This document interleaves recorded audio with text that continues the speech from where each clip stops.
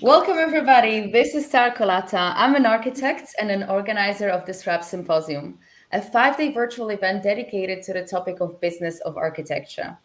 The first edition of Disrupt will take place on the 1st to the 5th of May at 7 p.m. Central European Time, and would welcome to stage C-level leaders, partners, directors, and founders of practices such as UN Studio, SOM, BIG, OMA AMO, Soneta, Safdie Architects, Zaha Hadid Architects, Gensler, Perkins and Will, Woods Bagot, Arab, to name just a few. The event is sponsored by Graphisoft, Chaos, the creator of V-Ray, Tunark, Z by HP, Teradisi, and the IE School of Architecture and Design. To check the full speaker lineup and purchase your tickets, go to www.disruptsymposium.com. Early bird tickets are now available at 50% discount only for a few more hours. The offer runs out tomorrow on the 1st of April. Today, we gathered on a 1-hour roundtable discussion dedicated to the topic of building a freelance business in the digital age, devoted to all of you out there who are sole practitioners, freelancers, or thinking about starting on their own. To keep the conversation vibrant, but also to welcome diverse viewpoints on the topic, I invited amazing panelists, each of them to share with us their unique expertise on starting their own practice. We are joined by Amanda Ferber of Architecture Hunter, founder of a beautifully crafted profile on Instagram, which right now is one of the biggest Instagram publications on architecture. At this stage, Architecture Hunter on its own is a great competitor of key architecture magazines as it brings forth worldwide architectural design achievements.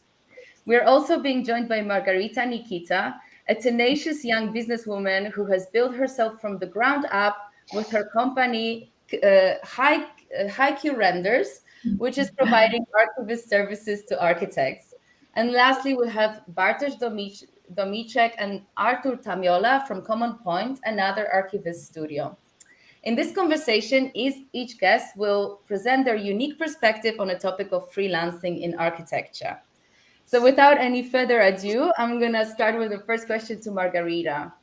Margarita, you commented to me about your journey and you said you started from nothing, especially in the crisis affected Greece. So I can imagine it must have been very hard. Tell us a little bit about the challenges that you faced and how did you navigate through them?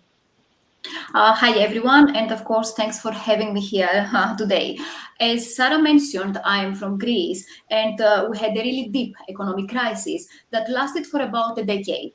At the beginning of this crisis, I was running a pretty successful studio, but from having a profitable business, I ended up having my parents paying my bills. In retrospect, I was lucky because from the very beginning of my career, I was taught that no matter how successful you might be at some point of your life, anything can change the next day. Plus, that initiated the beginning of my freelancing career. When we start freelancing, I think the question we all have is how am I going to find my first client? So today, I want to share the steps I followed back then, and hopefully, I will help others get started. A good starting point is to join freelancing platforms. The ones I used was Freelancer and Upwork, but there are many more out there. The problem when we join these platforms is that how they work is that we go and bid on projects. So how does a client think? First, he will see your bid. If he likes your pricing, he will click to check your profile. And if you have no reviews there and you bid higher or even at the same level as other stellar freelancers, then it is highly unlikely that he will choose you. So the challenge here is how to get awarded your first project in order to get your first review. What I did back then was to bid really, really low. I still remember that I would receive hated messages because I was bidding too low. They were saying that I was doing damage to the 3D community. Were they right? I mean, yes and no. Of course, it is not right or ethical for someone to undervalue his product or his service. But at the same time, it's also not right that we don't all start from the same base. I was competing with other freelancers who already had the experience and the reviews. So I needed to find a way to bridge that gap, and that way was for me to bid pretty low. Did this work? Of course it did, because everyone loves cheap services with good quality. But once I had my reviews, I was able to increase my pricing and finally be competitive. If you're asking me, using these platforms won't solve your issues on the long run, but it is a really good starting point because it will boost your confidence, seeing that you can close projects, have income, and have nice reviews so that others like your work. Another must do to get clients notice you is email campaigns. If you're lucky enough to be in a profession that doesn't require physical presence, like in 3D renderings, then the possibilities are endless. I started by targeting countries with strong economy, and more specifically, Switzerland, the UK, and from the US, Miami, and New York. Instead of sending a simple email, what I did was to use email campaign platforms.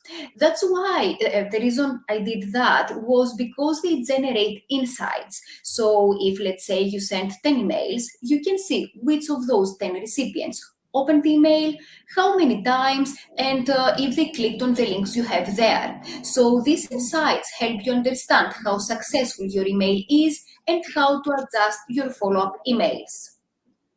A good tip I could give you here, at least it was good for me since it succeeded, is that you can start by narrowing down your research and first approach other studios that are run by professionals that have the same origin as you do.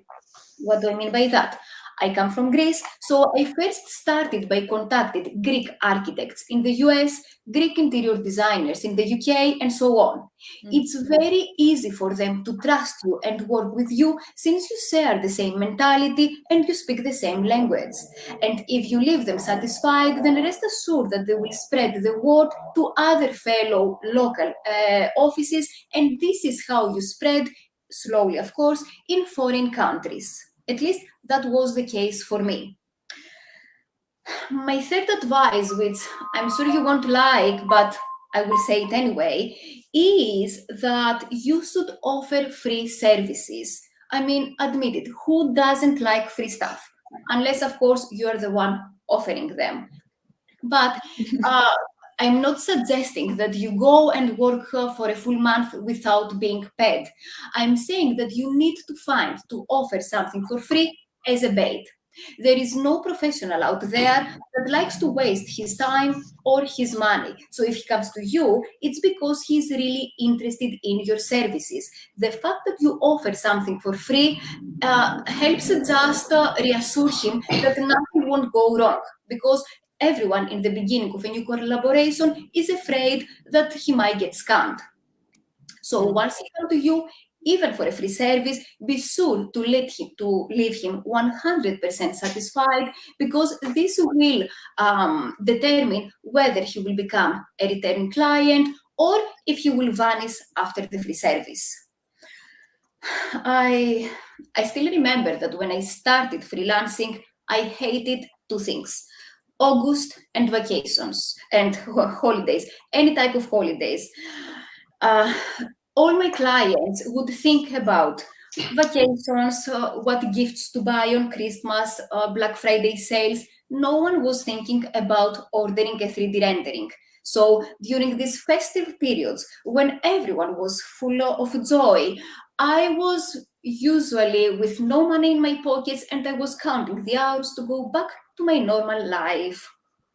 And then it hit me. Why was I sitting back and taking everyone else's offers instead of making my own? And that's when I cut down pricing to my current clients, and I started the free services that I already mentioned to potential ones. And I'm sure that since then, those periods are the most profitable for my company. So this is something that you should definitely try. If I have more time, I could probably give you one more advice, which I believe it's the most important one.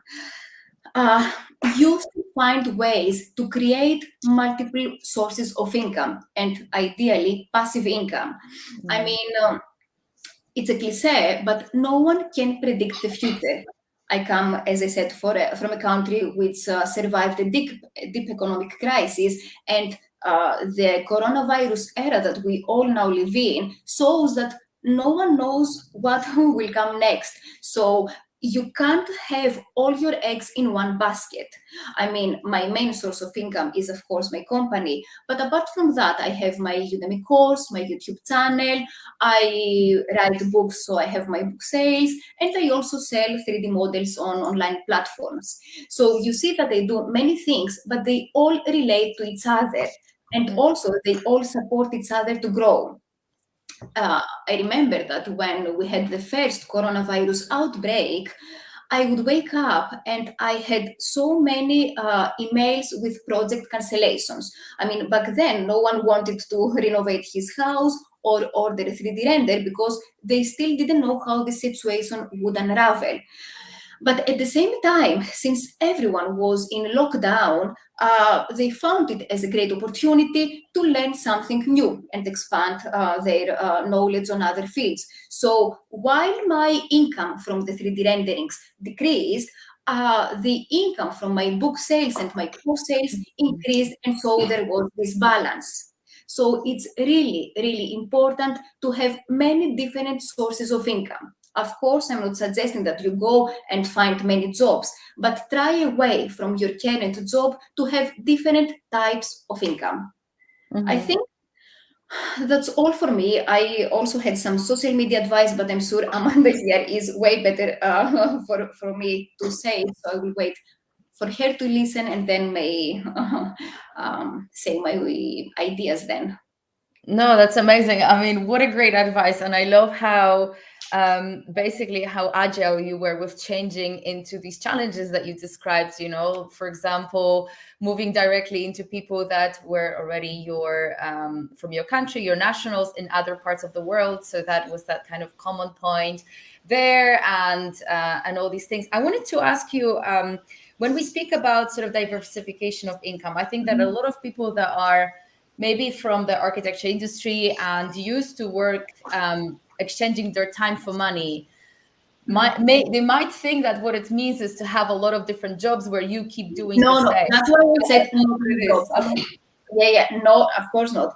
But I mean, even if you work as an architect, you still can go and you do a YouTube channel and show how you do a renovation, how you communicate with your clients. When someone just finishes his studies, he doesn't know how to start. So if you are an expert one, it's your chance here to teach others. And if you do it right, then YouTube can really bring you a lot of money. Not just YouTube, but Udemy courses, anything yet that one may think. That's excellent. Amanda, actually, I am dying to ask you because I know that you've been recently diversifying, that you actually started with working for ArcDaily yourself, and you already had Architecture Hunter running alongside to this. I'm curious what pushed you to actually go on your own and what sort of business potential you've seen in developing Architecture Hunter that, you decided basically, okay, this is what I'm going to do now. Yeah, so actually, Sarah, let me start telling everyone like how Architecture Hunter was created, like why I created Architecture Hunter. So it was my first year in architecture college, and I was like so excited about it. And I remember like that since a child, I used to say, I'm gonna be an architect. I'm gonna be an architect. Like I was very passionate about it.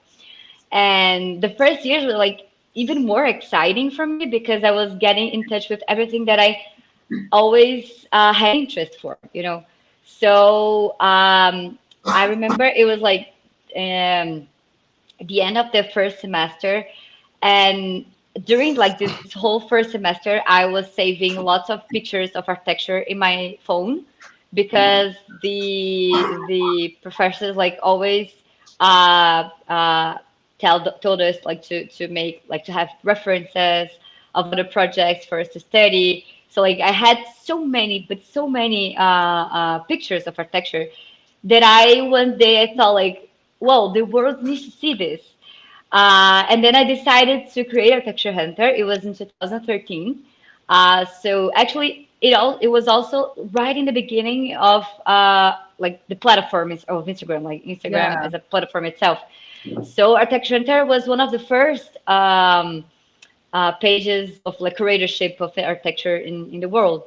So like of course like now after almost 9 years we have an audience with 3 million, more than 3 million people from like all over the world. And really I remember like I never ever thought like that one day this would happen. I remember in the beginning the page Archi Lovers, like I was like the biggest fan, and they had like 60,000 followers, and I had like, whoa, I'll never have 60,000 followers, this is so much. So I really was not expecting this. And I remember that in the beginning I thought like when architecture started growing, I thought, okay, maybe one day I can have an architecture firm called Architecture Hunter, and I can turn this and start posting my projects. But then I made my first internship with Marcio Kogan. He was like my favorite architect from Brazil. I'm from Brazil. And when I was there, I realized that actually my passion for architecture was more about the communication than actually designing, because I was so I don't know, it was so interesting to see everybody that worked in Studio MK27, and I started asking myself like, how can I be like one of the biggest fan, but never asked myself like who else worked with Marcio Kogan, you know? So I don't know, I just found it so interesting, and I wanted other people to have the opportunity to see how they work there, like how were the other architects, like what they think, and like they're like how genius everybody who works there were. So by coincidence, one day made a special lunch for Arc Daily, for Joanna and Pedro from Arc Daily. And I was there. So Marcio introduced me to them, and they were already following Architecture Hunter, but like they would never ever think that it was like just a student, architecture student, I don't know, like 20 years old by the time, you know, it was like 2015. So I had an idea that I like actually I wanted to work with this, like to in communicating architecture. So I sent a message to Bazuto, he's the CEO of Art Daily, and asking if they had like a program for internship that I would love to work there. And it actually happened. So actually this is another like interesting thing about working with social media and having like an Instagram that you can communicate what you like, what you think, because this opportunity of working our daily only came because of Architecture Hunter. Like it made me this connection, you know.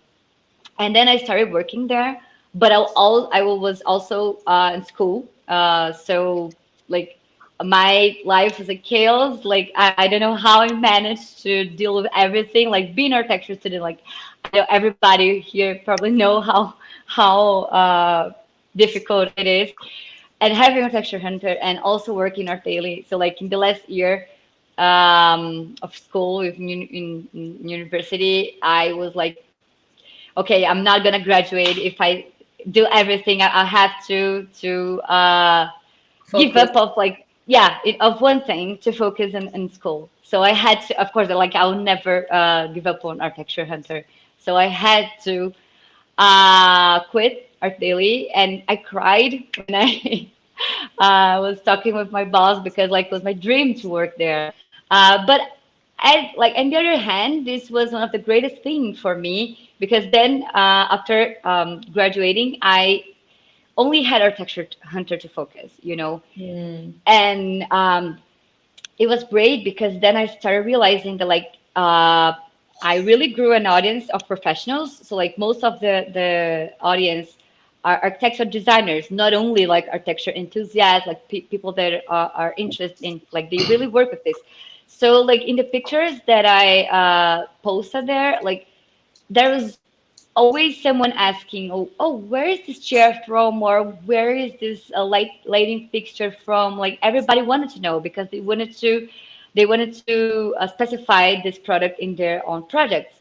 So I started getting in touch with brands, started to look for brands that I like, that like I don't know, that my post had some products from, and it actually went very well because 70% of the audience of architecture are architects and designers. So what we do with the brands is actually branded content. Like we bring their products, feature it like in a beautiful product, usually in renderings.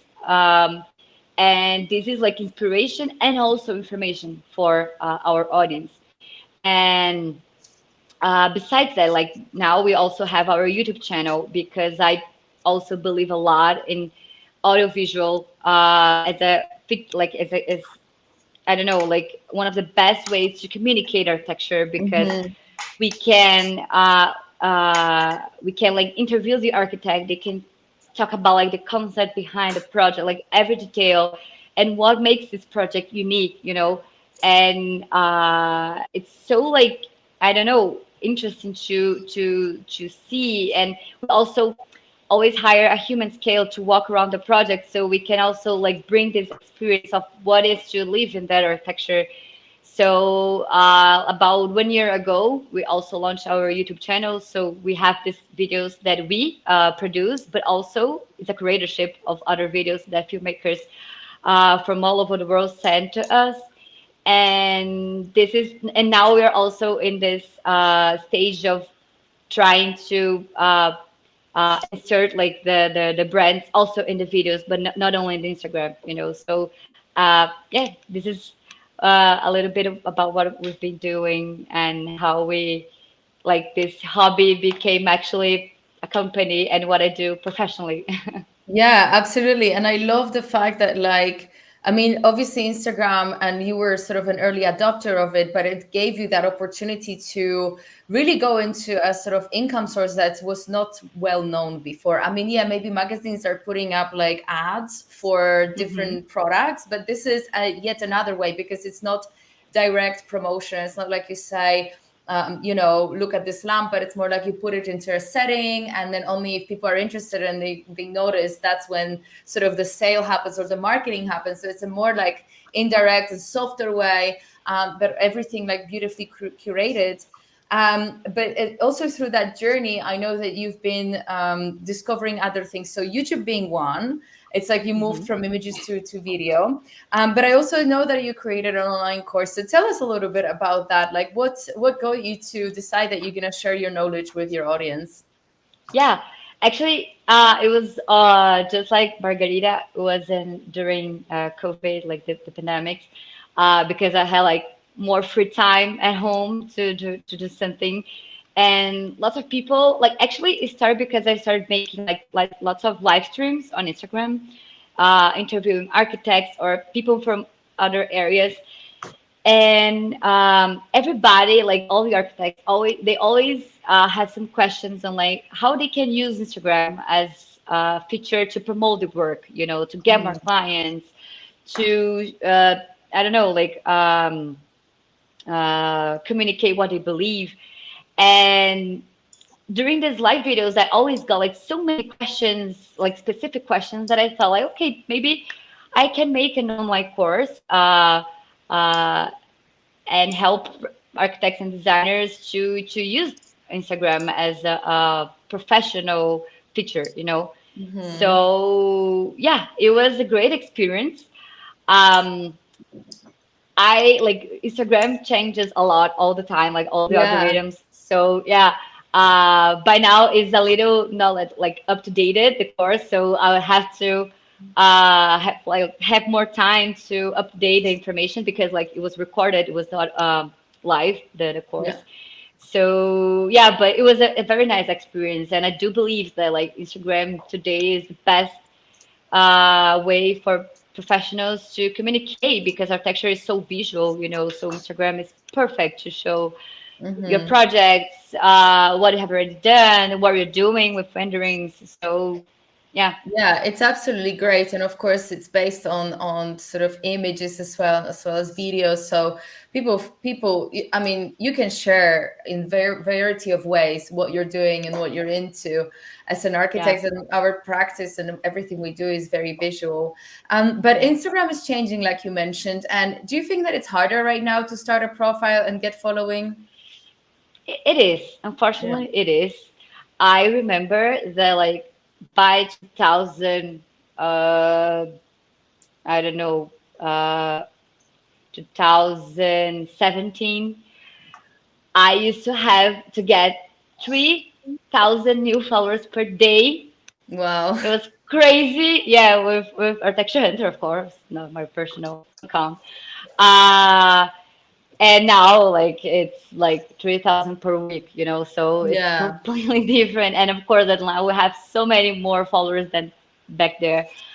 So like naturally, like it had to be easier to now like conquer more followers. But it's fine. Like I don't want this to be like something that make people okay. So I'm not gonna start my own profile. No, Yeah. start like because like it's not as easier as it used to be, but it's still like the best way to communicate. Like not only to show what you produce, but also what you believe, like what you think about everything, and this connects with people, not only your work, but like I don't know, I think it's the best way to connect with potential clients too. Yeah, absolutely.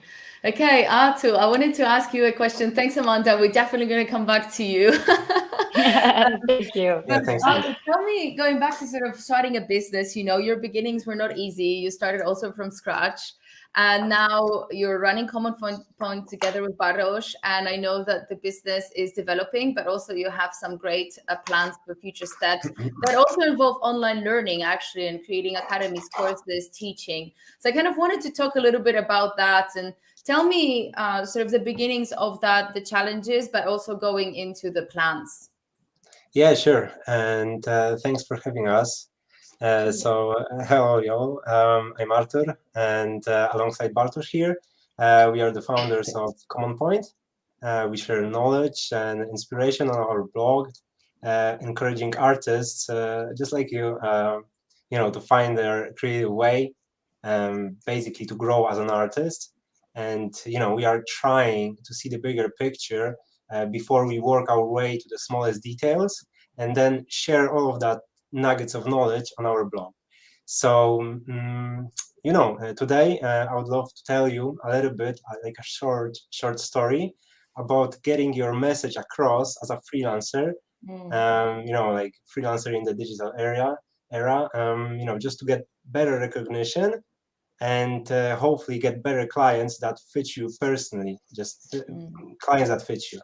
But yeah, anyway, before all of that, I would like to say a couple of words like, what does it really mean to be a freelancer? Because it's quite a load, Essentially, being a freelancer, you're kind of like one-man army kind of company, which is huge, and it's really a struggle. So as a freelancer, you need to be an artist, you need to be a businessman, a marketing guy, you need to be a project manager and whatnot. So, being a freelancer is just a whole lot of things. And, if you're starting as a freelancer, this is astronomically difficult to develop all of those skills from the get-go.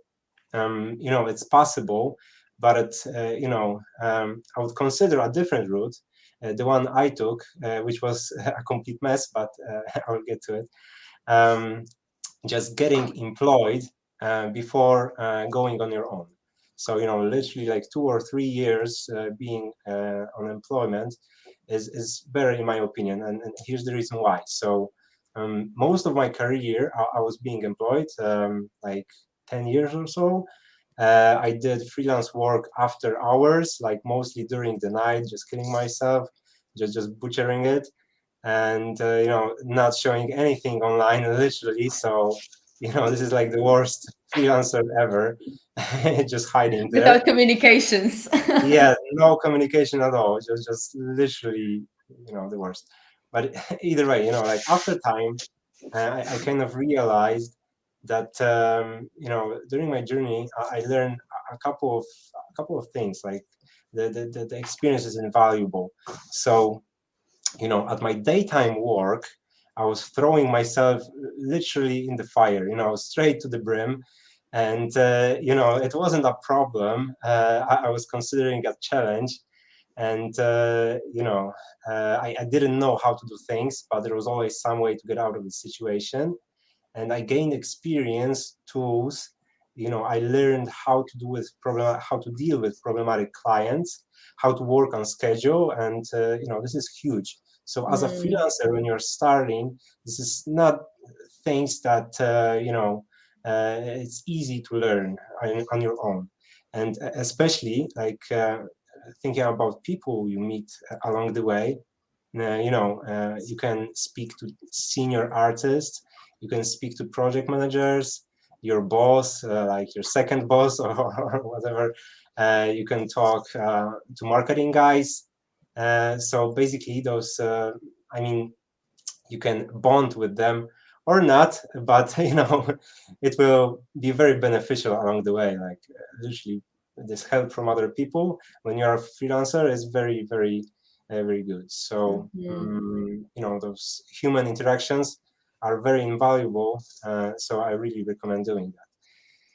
And what struck me also, and this is the last point that I'm going to talk about, the being employed, is as being employed, you can just take more risks because it's not your own thing. You can experiment a little, and it's just getting out of your comfort zone, which is very important. You are just literally thrown into the fire sometime. Getting out of the comfort zone, and this kind of mindset is very important as an artist, and especially as a businessman, which is also very hard to develop as a freelancer. But yeah, anyway, after like 10 years, I kind of felt I was good at my job. I became like a human multi-tool, if you will, and I was ready to be a freelancer. So basically, you don't need 10 years to become a freelancer. I wasn't like the sharpest tool in the shed in my 20s, but that's a whole different story. So I finally kind of needed to show me as a person, my work. I needed to build my brand and just think about the approach. And the one I took was very simple, and you can take it if you're in a 3D rendering industry as well. So it's very straightforward. You can post the work online that you are striving to have. Think about what you really, really want to do and just go for it. I mean, it's as simple as that. Just create an Instagram account and upload unique kinds of pieces that may have nothing to do with your commercial work, at least yet. It involves some additional work from your end, and it's a big commitment, but it's a great way to sell yourself. It's basically how marketing works, so attract more of what you want. Exactly. So no, it's like a magnet. And when you look at social medias, LinkedIn, Facebook, Instagram, you can notice like many people, they have portfolios that contain only commercial work. And that commercial work is oftentimes, very diversified, very chaotic. So, it's kind of all over the place because, as a freelancer, you want to take any project that comes along the way and just show what you have. You don't have time to invest, but it's very, very important. When you look at such a portfolio, you think, okay, I mean, this guy or this girl can do like residential images, 3D pack shots, interiors, some wacky stuff. I don't know what it is exactly, but it's just all over the place. And that kind of portfolio doesn't give you a good reason to be remembered. You know, as an employer, you just need to have that one thing, and it doesn't need to be that way. It's just very simple. You want to stand out from the crowd and just be the person that does literally one thing, but really, really well. If someone remembers you, you're already kind of getting your leg in the door. And that's a huge marketing standpoint, because we are basically already in the loop.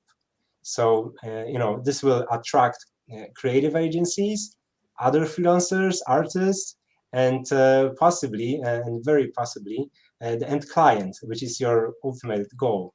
For example, if you post luxury residential buildings and be consistent with it, guess like what kind of people will notice, like what kind of people will it attract. So yeah, I mean, higher profile agencies will start to gravitate towards you, sorry, and the opportunities just begin to flow. It's very simple. So yeah, just circling back, what I did was, sorry, let's see.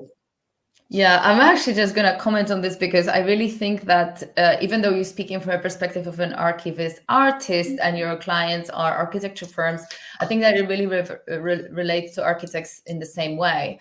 And we had a panel on communications last week. And in fact, Finn McLeod, who's running communications for SOM, he's had an interview with me on one of my podcasts like ages ago, and he said that SOM does that. They are actually looking at projects they want to land, and then they release expert articles on these topics that are covered in these projects, literally to attract those projects to them. Of course, it's curated very intelligently with like high quality articles, probably data to back it up, and also give examples of approaches. But I think that it's a very interesting way to market yourself and to actually go in the direction of the projects you want to land by basically putting out the content on social media that relates directly to the type of client that you want to pay attention to you. Yeah, spot on. And it's very straightforward, and surprisingly enough, not many artists just go that way.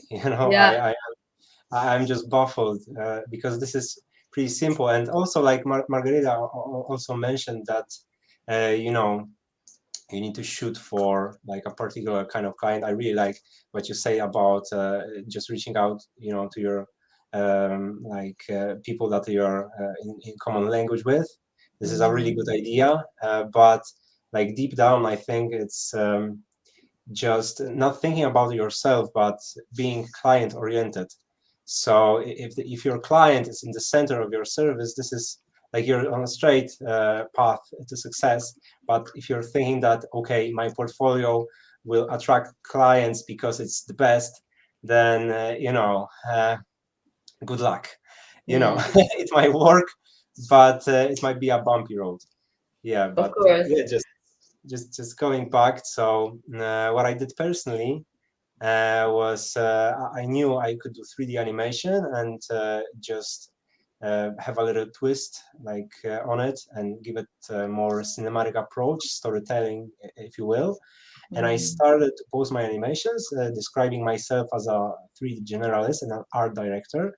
And surprisingly enough, after half a year or so, requests have kept coming ever since, just kept flowing.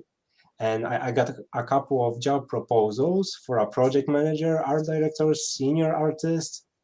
There was some architectural images, but there were definitely bigger opportunities since I positioned myself in such a way that, just other people read the message in a good way. I didn't do like very straight, simple images. I wanted to shoot for something bigger. So, it worked in a way. And basically, you can do the same. And one thing, there's a caveat, obviously, because obviously your work needs to align with what you're saying. If you say that you are a strong man but you don't have any biceps, then no one will believe you. And, it's just not working. But you need to have the experience to pull off high quality work. It's like an unwritten contract you make with your own audience, and the work needs to back it up. So yeah, the last thing I want to touch, and this will be a quick one, is just the message itself. It doesn't need to be very ambitious. It doesn't need to be complicated.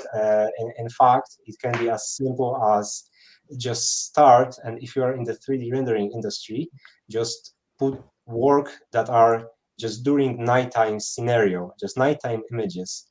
Just make stunning exteriors that grab attention by their unique color palettes or storytelling. You can have also a different approach. You can integrate 2D people in 3D images, but just do it really precise, really nicely, which is also kind of unheard of. It's very difficult, but you can pull it off, and you can play that card. Other agencies and senior artists will recognize the potential, and they will see you, and they will remember you. And you can post images like interior images, but just one style, and just be very, very good at it. There's countless of Instagram profiles that just do the same, and they are very, very successful at it. So yeah, I mean, take some time to invest in your brand and build your own narrative.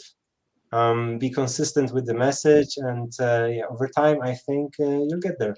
So absolutely. Yeah, and I might add just one aspect to what Artur said, because he had this handicap of being able to start after working for the other company. And I think my story is kind of more relatable to all the people that don't have access to the big local market, because they don't live in a big city, don't have all the opportunities to get hired as a junior in a company that they are looking up to. And they can also always travel, but family visas and all that stuff, it's not always possible. So I also think it's like kind of the sign of the times, this freelancers, decentralized network in the post-COVID world, being able to cope with complex projects, it's something new emerging.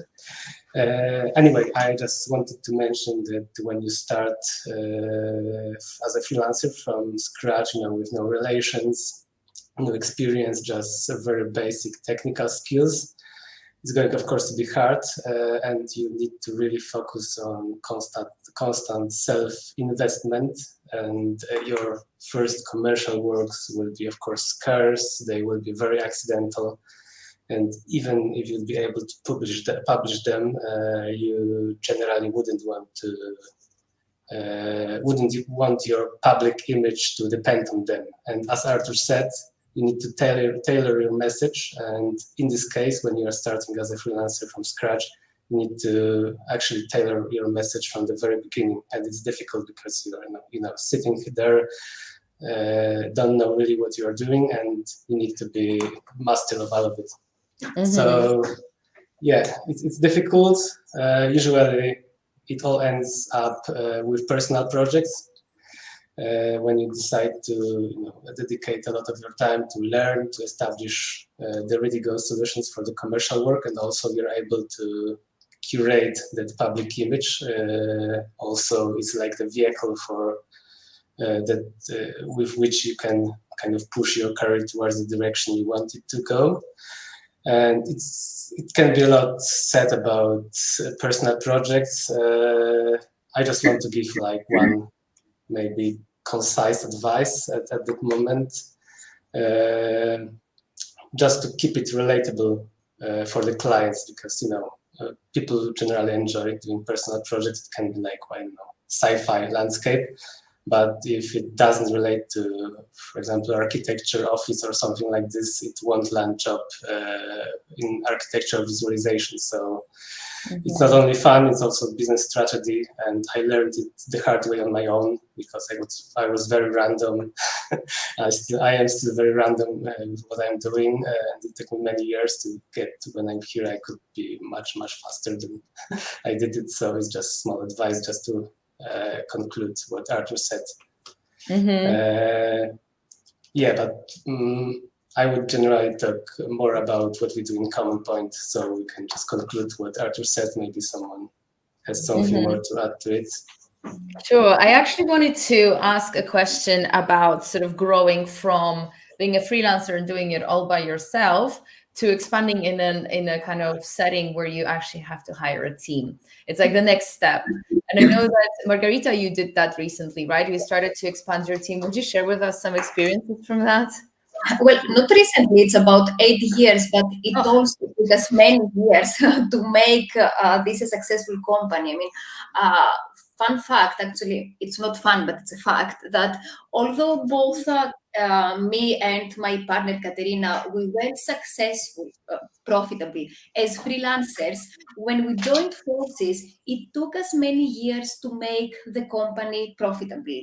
And that's because, and it's the advice I could give to someone who is thinking to stepping from freelancing to small business, is that before you do that, you need to do an in-depth research on how to run a small business, because Artur also started telling a few things, which is also the beginning of freelancing, but you need to know things like payrolls, like keeping tracks of your expenses, margins, and those were things that we had no idea at the beginning, and that's why it took us many years to make the company profitable.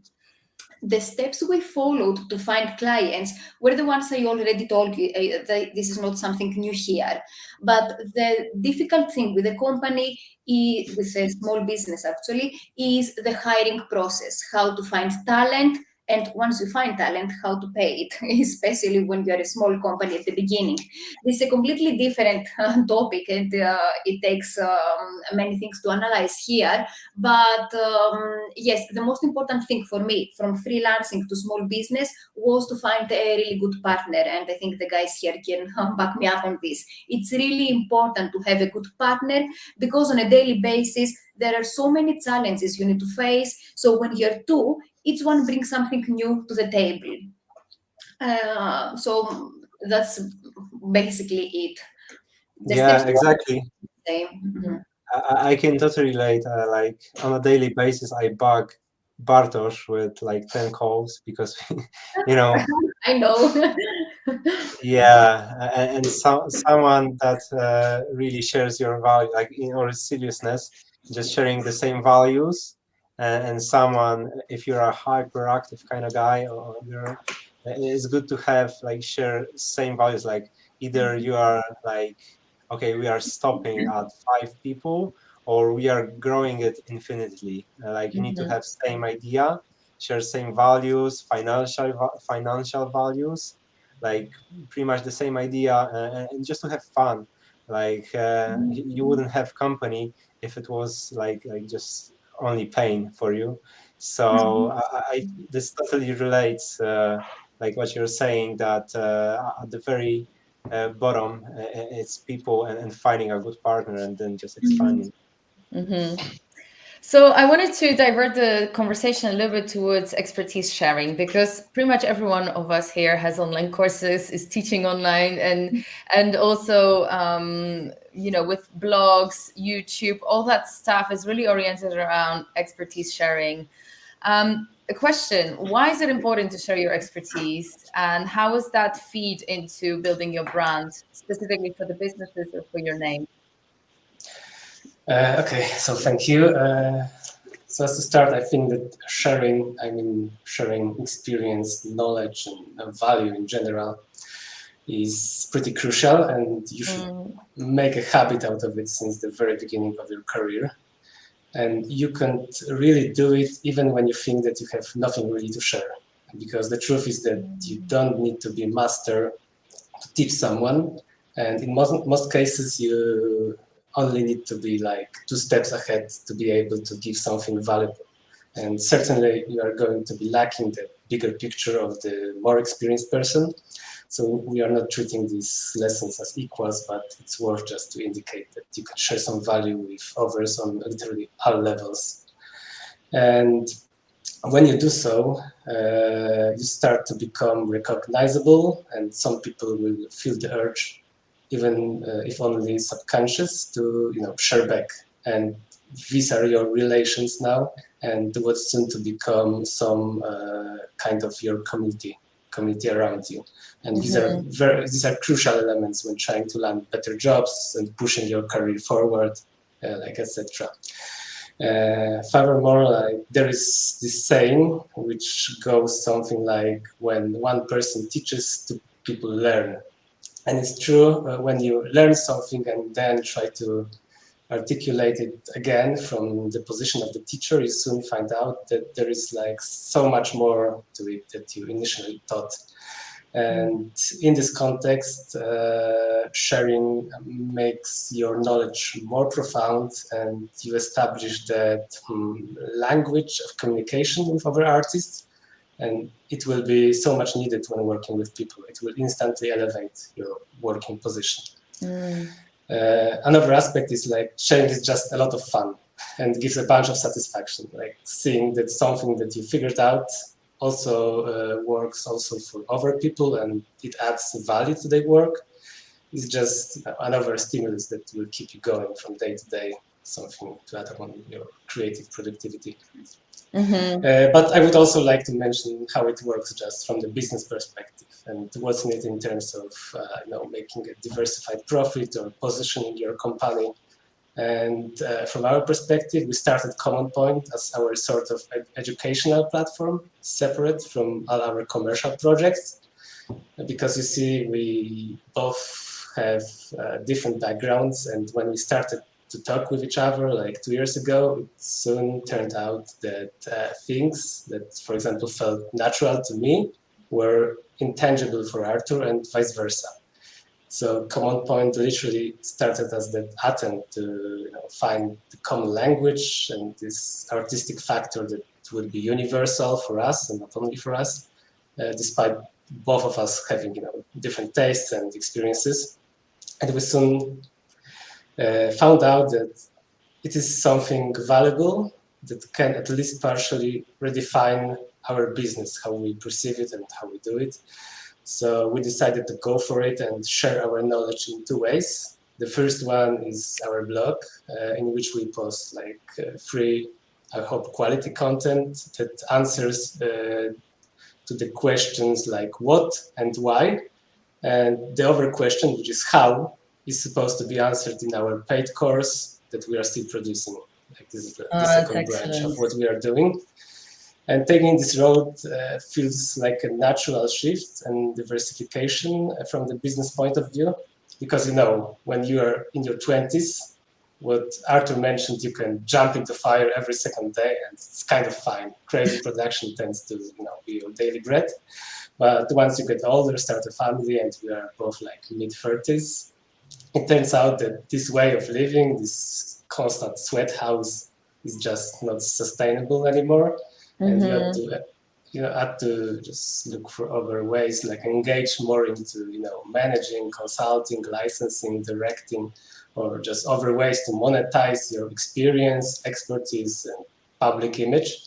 And it is education for us. And as I said, I think this shift, this diversification is very natural, non-natural evolution. And there's, of course, also money behind all of it. And it all lies, for us at least, in the effect of the scale. Because, you can sell different kinds of educational materials, one-to-one courses, live sessions, pre-recorded lessons. They have all various levels of engagement and also various kinds of scalability. For example, when giving live courses, you are very much limited by your own time. Because certainly you can teach more effectively this way and it will be more expensive, but it doesn't scale up well. And on the other hand, pre-recorded lessons are perfectly scalable digital product. Like selling 100 copies probably won't pay the bills, but selling 1,000 makes you a huge profit. And of course, like Archi-viz customers base is limited by the size of the industry, and you're also bounded by the software you choose to teach. But we believe that the industry is growing fast, and in the long run, we want to be perceived more as people that teach how to create digital spaces, so not only Archi-viz, but also environment, concept art, and others. And I hope it makes the possible impact much bigger. Yeah, and the last point I want to make is that sharing knowledge helps in positioning you as the expert. And as for us, the commercial work fits our educational work. And on the other hand, perception of our educational work helps in bringing new clients. So it's like the positive feedback loop. And what's more, it's also easier for us to find and hire other freelancers when they perceive us as those down-to-earth, tangible educators. And the end game here is that you are able to sell a course to someone, and if they turn out to be good, you hire them, and it's like the win-win situation for both sides, because you have a course sold, and more importantly, you get the employee who learned your ways of doing things and is perfectly aligned with your pipeline. And on the other hand, that person receives like instant employment in the work environment that is familiar to them. And of course, we don't do anything like this yet because we don't have even any course out yet, but I know some educators that thrive on that kind of symbiosis and are able to sustain and sustain the constant and organic growth of their companies. Thank you. It's definitely like end game worth playing. Yeah, all right. Awesome. Thank you, Just enough Bartosz. to explain why we see sharing This is as brilliant. something very viable. Amazing. I wanted to, before we go, just ask a few questions. We have really incredible comments from people watching, actually a lot, and a few questions. There is a long one from Zayad, but I will just summarize it, what it speaks about. Actually, the question relates to whether or not we should be investing as freelancers into creating a personal brand or start operating under a business name and create a logo under a business name. So, for example, there's Margarita, who, you have your own brand and you're a brand of your own, but also you have a business that you named separate from your name, and same in the case of Amanda. So what do you guys think to that topic? Should you be a Zaha Hadid, or should you have a business that's under a different name? Who should start? Maybe let's start with Amanda, and then we move to Margarita. Actually, I think that there is no right or wrong about it. The good thing about being your name is that, for example, I love what I don't know if I pronounce her name correctly, but what Bartosz said that when, for example, you're sharing expertise, you are positioning yourself as the expert.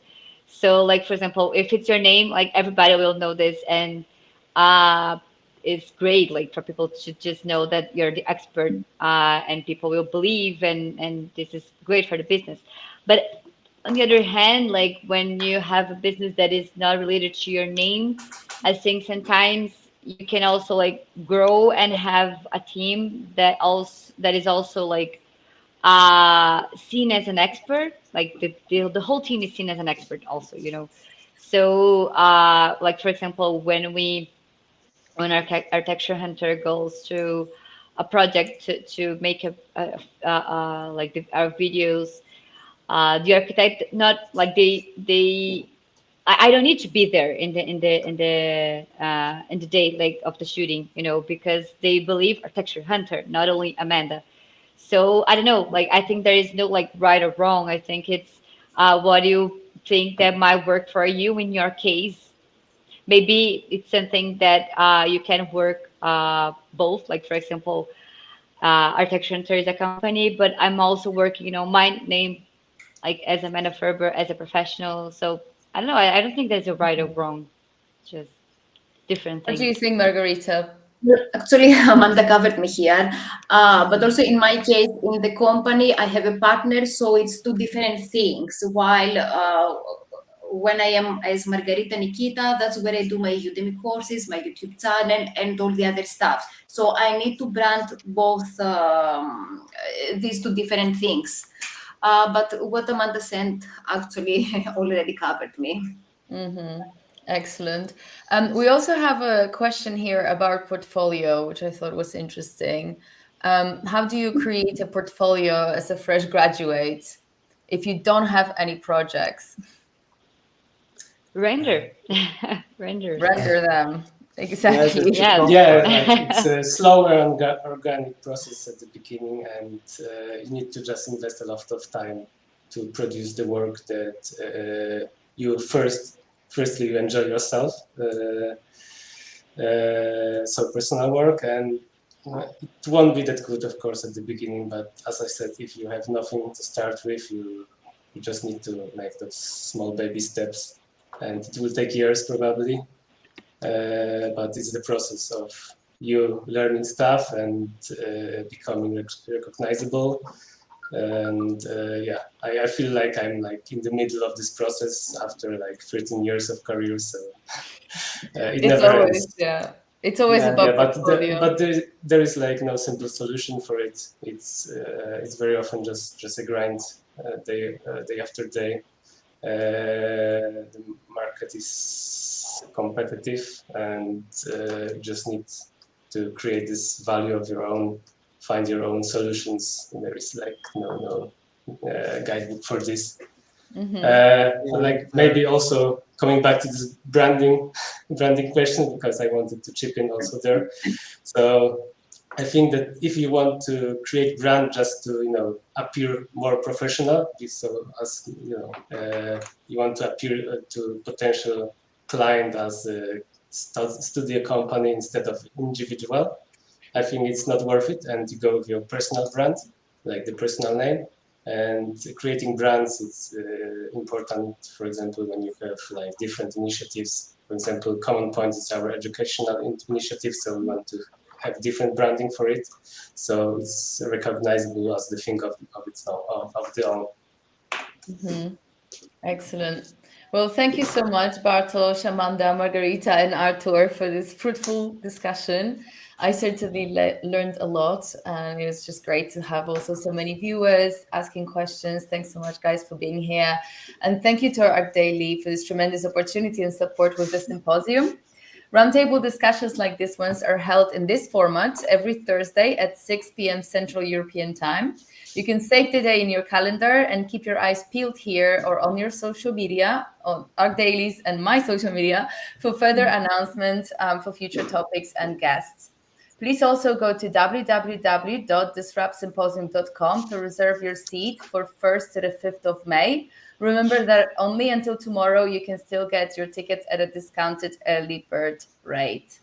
At Disrupt Symposium, Amanda, Bartek, and Artur will give keynote presentations on fascinating topics. Amanda will dedicate her keynote to social media for architects, and Artur and Bartek will speak to next steps to push your career forward as a freelancer in architecture. So don't wait another minute. Tickets prices are going up at midnight for Disrupt Symposium. So go to www.disruptsymposium.com right now. We'll see you all at the event, and thank you very much. Thanks, guys, also for joining. Thank you. Thanks Thank a you lot. for the invitation.